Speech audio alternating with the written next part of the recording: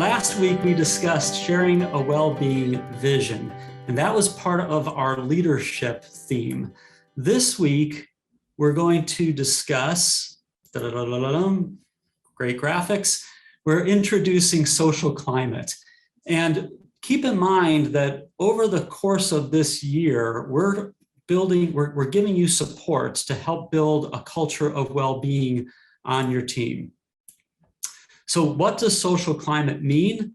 It's got all kinds of different meanings. When asking a group of people, what does it mean to them? You see all the different responses. And all these are good. None are better than another. I am going to give you 3 ingredients to a social climate today, just to make it easier to get your arms to wrap around it, and to make it easier as we go through this series, how to organize your thoughts and potentially your action items. So why is social climate important to you? Well, by the way, I'm absolutely not suggesting that you hold hands with people on your team. That could create all kinds of problems. This image is just here to kind of represent a healthy relationship. Healthy relationships, those where there's give and take, and people, the people in the relationship, the group in the relationship are all deriving growth, pleasure, support. That's a healthy relationship. And yes, you might have conflict in relationships, but in a healthy relationship, those conflicts are easily overcome. So having good social support or social climate is important because it improves longevity, or it lengthens how long you're going to live, and it's going to decrease your risk of getting sick. So we know that when people are socially connected, it strengthens your immune system. It decreases the likelihood you're going to have a problem with your heart, your blood pressure. If you have diabetes, good social connections are shown to improve the control of your blood sugar, and the list goes on and on. That's why it's important. Now, I'll tell you, we always talk about smoking as a risk, and not exercising as a risk, and not eating healthy as a risk. Not having good social support, a good social climate, is also a risk for disease and illness. So social climate is like yeast when making a bread. You can have all the right ingredients, but if you don't have active yeast, your bread's not going to rise. You can have all the right people on your team, at least on paper. They can have the right skills, the right experience, the right education. But if you don't have a good social climate, your team is not going to be able to function well together, or at least ideally together. Having a good social climate makes getting the work done less stressful and more easy. People pitch in when someone's in need. Colleagues are more likely to share strategies, help out when someone's having a bad day. This is a cycle. It feeds on itself. So if you do something nice for someone on the team, they do something nice, and it can build on itself. We know that teams that have a good social climate are more likely to have a well workday and achieve their goals. It makes it easier for us to get through the day with less stress, and stress is a huge contributor to poor health and poor well-being. What are these 3 ingredients? First one, a sense of community. People want to feel like they belong to a group. They want to know the people that they're with. They want to know them more than just their job. They want to know what they do on their time off. What are their hobbies? People want to feel like they belong to the team, that they're accepted for who they are, that they're welcome.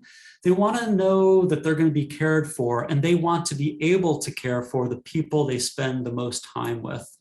They want to look forward to things in the future. They don't want to be walking around on a cloud for something that didn't go well for the team a week ago or a month ago. They want to have a sense of the community that's upbeat. We'll get to a little more of that in a second.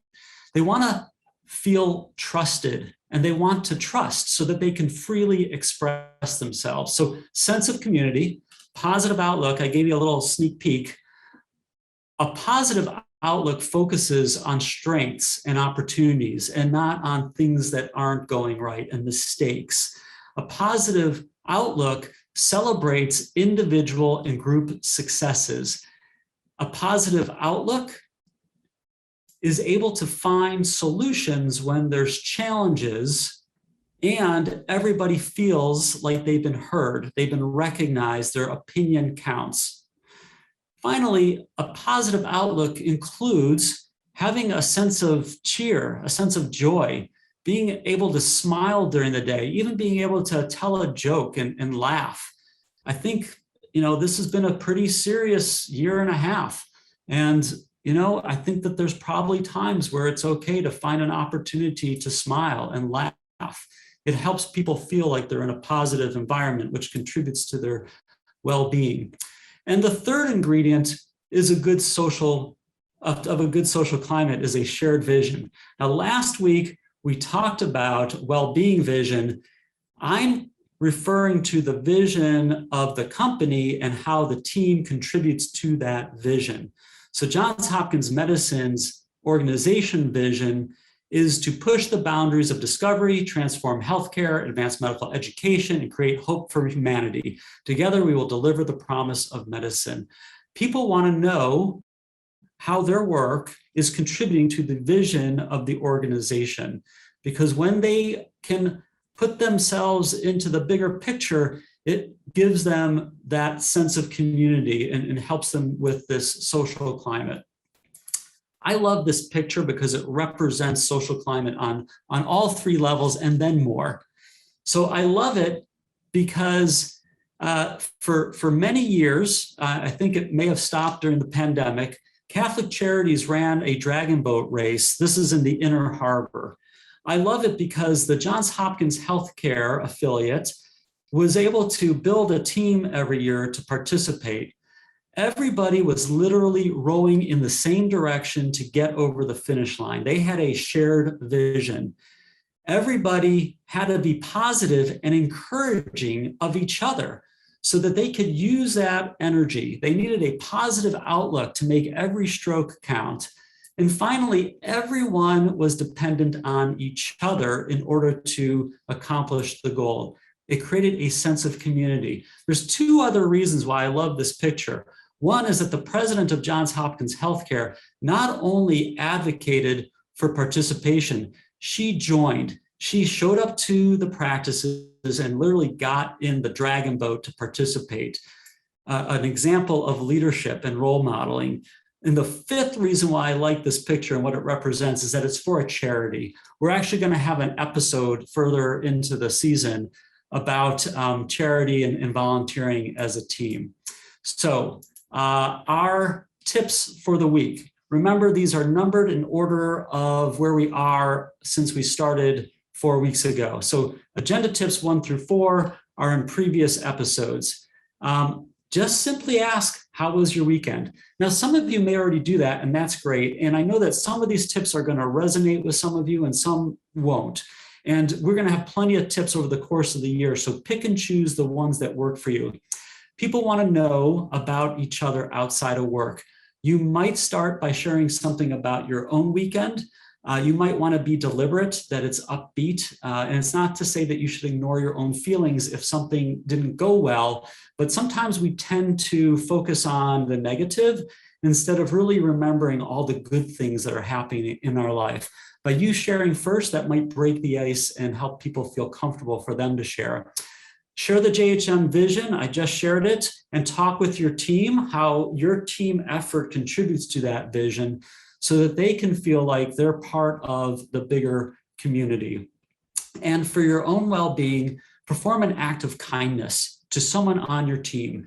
And this should be something unique, not something that you've done many times before, because if it's unique, it'll stand out. That's going to make you feel good, and it's going to make the recipient feel good. And it's likely that the person on your team is going to be inclined to perform an act of kindness for someone else during that day as well. Now, Meg's going to put our 2-question quiz in the chat box. Appreciate you taking time to answer. It's very helpful for us to know what's working and what's not.